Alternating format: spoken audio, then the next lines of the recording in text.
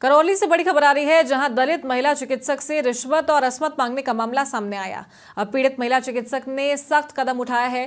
कार्यवाहक CMHO doctor जयंती लाल मीणा को पत्र लिखा, लिव विदाउट पे पर जाने की अनुमति मांगी है। तो पत्र में सीएचसी पर आवागमन के समय जान माल का खतरा होने का अंदेशा जताया। सीएमएचओ से पहले डेपुटेशन पर अन्य जगह लगाने की पीड़िता ने मांग रखी थी। सीएमएचओ द्वारा कोई संतुष्टिपूर्ण जवाब नहीं देने के बाद लीव विदाउट पे पर जाने का फैसला लिया और कहा कि मुझ पर सीएमएचओ और बाबू इमरान खान के खिलाफ एफआईआर वापस लेने का दबाव बनाया जा रहा है। तो कुछ दिन से एक असामाजिक प्रवृत्ति का व्यक्ति मरीज बनकर आ रहा है। स्टाफ मेरे से लड़ाई झगड़ा करता है। तो वहीं राष्ट्रीय अनुसूचित जाति आयोग ने डीएम और एसपी से पत्र भेजकर जवाब मांगा। तो अब तक की गई कार्रवाई की 8 दिवस के भीतर रिपोर्ट मांगी है। दूसरी तरफ राजस्थान चिकित्सा विभाग के उच्च अधिकारियों ने सरकार के आदेशों की खुलेआम धज्जियां उड़ाई। चिकित्सा एवं स्वास्थ्य विभाग द्वारा नियुक्त उच्च स्तरीय जायसवाल जांच कमेटी की रिपोर्ट में दोषी माना। तो कमेटी ने जांच रिपोर्ट करीब 17 दिन पहले सरकार को सौंपी। चिकित्सा मंत्री गजेंद्र सिंह खिवसर ने दोषियों के खिलाफ सख्त कार्रवाई के निर्देश दिए हैं, लेकिन चिकित्सा विभाग के उच्च अधिकारियों की मिलीभगत से कागजों में ही कार्रवाई सिमट कर रह गई है। और ज्यादा जानकारी के साथ सहयोगी अवनीश पाराशर फोन लाइन पर जुड़ गए। अवनीश, क्या ये पूरा मामला है, जानना चाहेंगे आपसे। ठीक है चारू, लगातार समाचार प्लस दलित महिला से रिश्वत और अस्वत मांगने के मामले को लगातार प्रकाशित कर रहा है और एक्शन भी करवा रहा है। लेकिन विडंबना की बात यह है कि जो राजस्थान जो उच्च अधिकारी हैं, राजस्थान चिकित्सा विभाग के अधिकारी, वो मिलीभगत के चलते अभी तक सिर्फ थोड़ी कार्रवाई कर पाए हैं, प्रॉपर कार्रवाई नहीं कर पाए हैं। बीते दिनों मुख्यमंत्री भजन लाल शर्मा अधिकारियों से रूबरू होते हैं और अन्य जिलों में जहां अधिकारियों की जीरो टॉलरेंस की नीति की खामियां पाई जाती है तुरंत सस्पेंड करते हैं। वही अधिकारी इनकी खुलेआम धज्जियां उड़ाते नजर आते हैं। ऐसा ही मामला ये करौली का है। महिला खुलेआम सड़क पर उतरती है, अपनी बात बताती है, महिला थाने में मामला दर्ज कराती है। उसके बाद आनंद फानंद में राजस्थान सरकार की तरफ से जांच कमेटी गठित की जाती है, करौली आती है, बयान लेती है, महिला के लेती है, कर्मचारियों के लेती है और जो रिपोर्ट है वो सरकार को सौंपती जाती है। जो चिकित्सा मंत्री गजेंद्र खीवसर उनके पास पहुंचती है और गजेंद्र खीवसर इनको तत्काल सस्पेंड करने के आदेश जारी करते हैं। लेकिन जो वहां पर अधिकारी बैठे हुए हैं वो सीएमएचओ और जो बाबू है इमरान खान, इनकी मिलीभगत के चलते अभी तक कोई कार्रवाई नहीं करते। ताज्जुब की बात ये आती है, सीएम लगातार जब समाचार प्लस खबर उठाता है तो सीएमएचओ को एपीओ किया जाता है और एपीओ में भी सिर्फ एक आदेश ऐसा दिया जाता है कि आपको तुरंत प्रभाव से एपीओ किया जाता है, यानी कि साहब आपको इनवाइट कर रहे हैं, आप आइए, खाना खाइए और यहाँ पर बैठिए। आदेश का मतलब साफ यही है। लेकिन अभी तक आखिर इनको क्यों सस्पेंड नहीं किया गया? मंत्री की क्यों धज्जियां उड़ाई जा रही है मंत्रियों के आदेशों की? पीएचएस है जो गायत्री राठौर, उनके यहाँ से फाइल निकल जाती है। निशा मीना जो इनकी ज्वाइंट जेसी है उसके पास जाती है, वो छुट्टी पर चली जाती है। फिर प्रीति माथुर को लगाया जाता है। अवनीश, आपको रोकना चाहूंगी और जो महिला चिकित्सक है, जो पीड़िता है, वो फोन लाइन पर हमारे साथ जुड़ गई है। मैम, बहुत स्वागत है आपका समाचार प्लस पर।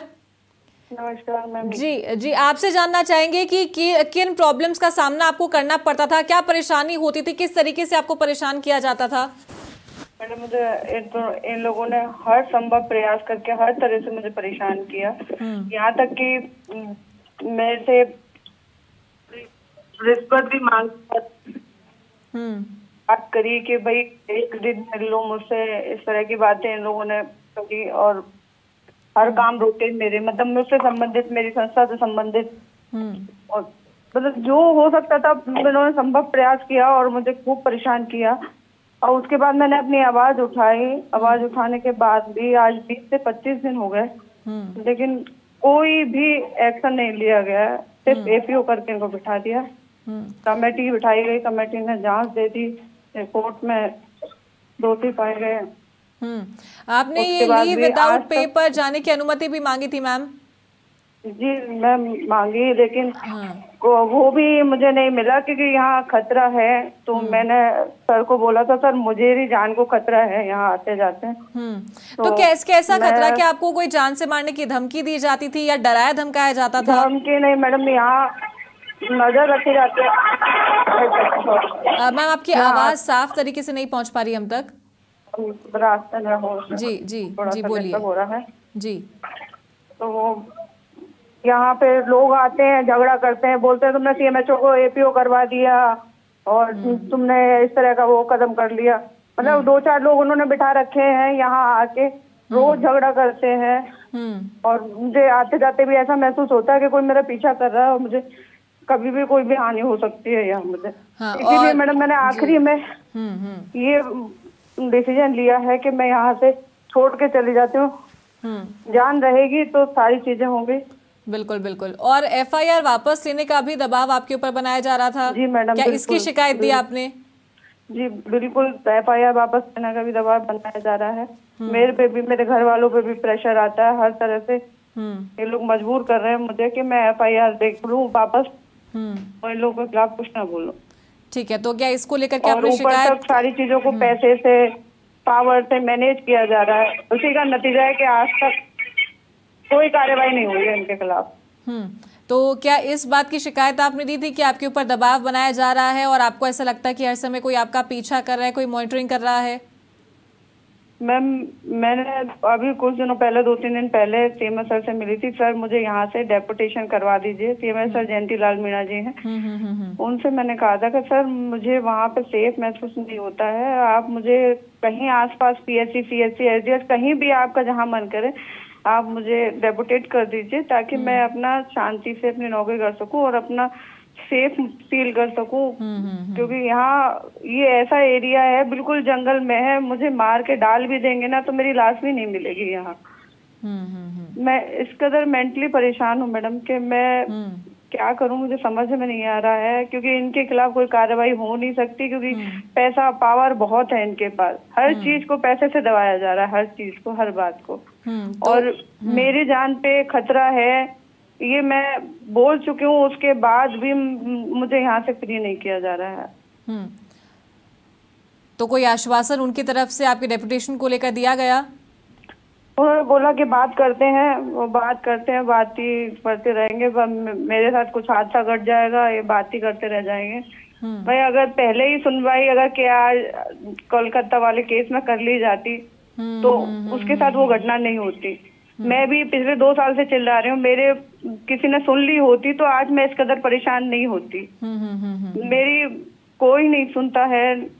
डॉक्टर्स में अपना अरिज़ा ग्रुप रहता है, उसमें भी मैंने बात रखी थी कि सर मैं परेशान हूँ यहाँ, अगर तब भी मेरी बात सुन ली जाती तो मेरे साथ इस हद तक ये चीजें नहीं घटती। लेकिन अब चिकित्सा मंत्री ने हस्तक्षेप किया है, चिकित्सा विभाग के जो उच्च अधिकारी हैं उन तक भी बहुत बात पहुंची है, सख्त कार्रवाई के निर्देश उनके द्वारा दिए गए हैं। क्या उसके बाद कुछ चीजें सुधरती हुई नजर आई हैं? नहीं मैडम, कुछ नहीं हुआ है। एपीओ करके बिठाया है और एपीओ के आदेश भी इस तरह से निकाले हैं कि जैसे उनको वहाँ दावत के लिए बुलाया गया है। इस तरह से एपीओ आदेश उनके निकले हैं और चीजों को इस तरह से तोड़ मड़ोड़ के सारी चीजों को मैनिपुलेट किया जा रहा है, सारे सबूतों को वो किया जा रहा है। इससे पहले भी 2020 में भी ये महिलाएं इधर से उधर वो ट्रांसफर करने का इनका वो भी था, देह व्यापार का चला था इनका, वो भी बात उन्होंने दबा दी। मेरी तो बात फिर भी छोटी सी है जी। जब देह व्यापार जैसी चीज को ये लोग दबा सकते हैं तो मेरी क्या हुआ है? मैं तो अकेली एक महिला हूँ जो इनसे कोशिश कर रही हूँ, जितना लड़ सकती हूँ उतना लड़ पाऊंगी। बिल्कुल, बाकी जान चली गई तो कुछ कह नहीं सकते। बिल्कुल ठीक है मैम, बहुत शुक्रिया आपका। और बिल्कुल ये आश्वासन आपको दिया गया है और यही आशा करेंगे कि जल्द इस पूरी समस्या का समाधान हो और जल्द से जल्द ये जो दोषी है इन पर कार्रवाई की जाए। और सहयोगी अवनीश पाराशर लगातार हमारे साथ फोन लाइन पर बने हुए हैं। अवनीश, आपने भी इनकी बात सुनी, क्या लगता है आपको किसकी लापरवाही है और क्यों ये कार्रवाई नहीं की जा रही है? सिर्फ और सिर्फ एपीओ करके छोड़ दिया गया। एक महिला चिकित्सक इस कदर परेशान हो रही है कि उसे हर पल ये लगता है कि कोई उसका पीछा कर रहा है और मतलब जान से मारने की धमकी उन्हें दी जा रही है या फिर उन्हें डर है कि उन्हें मारा भी जा सकता है। देखिए बड़ी बात चारू इसमें 3 आ रही हैं। अपन महिला चिकित्सक खुलेआम बोल रही है कि उसकी जान माल को खतरा है और कल के लिए मेरी जान भी जा सकती है। यानी कि महिला चिकित्सक ने इतना कह दिया है कि वो काफी परेशान हो चुकी है, क्योंकि इससे पहले वो कह चुकी है कि मैं 2 साल से गोली ले लेकर सोती हूँ, मुझे नींद नहीं आती है, मुझे मेरे परिवार से दूर रहना पड़ रहा है। अगर कोई घटना घटित होती है तो CMHO खुद दिनेश चंद मीना और बाबू इमरान खान इसके जवाबदेही होंगे, यानी कि जिम्मेदार होंगे। आज महिला ने खुलेआम दर्शकों के सामने, लाखों करोड़ों जनता सुन रही है, उनके सामने महिला मुद्दा चिकित्सक ने, पीड़ित ने समाचार प्लस पर आकर बयान दिया है कि कल के लिए मेरी जान भी जा सकती है। यानी कि उन्होंने साफ कर दिया है कि जो उच्च अधिकारी हैं वो मिलीभगत में हैं। मंत्री इस मामले को लेकर संवेदनशील हैं। राजस्थान की सरकार, वजनलाल सरकार संवेदनशील है, लेकिन जो उच्च अधिकारी बैठे हुए हैं, चाहे गायत्री राठौर PHS हो, उनके नीचे के अधीनस्थ अधिकारी हो, चाहे निशा मीना हो, चाहे प्रीति माथुर हो, ठीक है अवनीश, चलिए बहुत शुक्रिया आपका ये जानकारी देने के लिए। सहयोगी अवनीश पाराशर फोन लाइन पर हमारे साथ जुड़े थे और इस खबर को लेकर जानकारी दे रहे थे।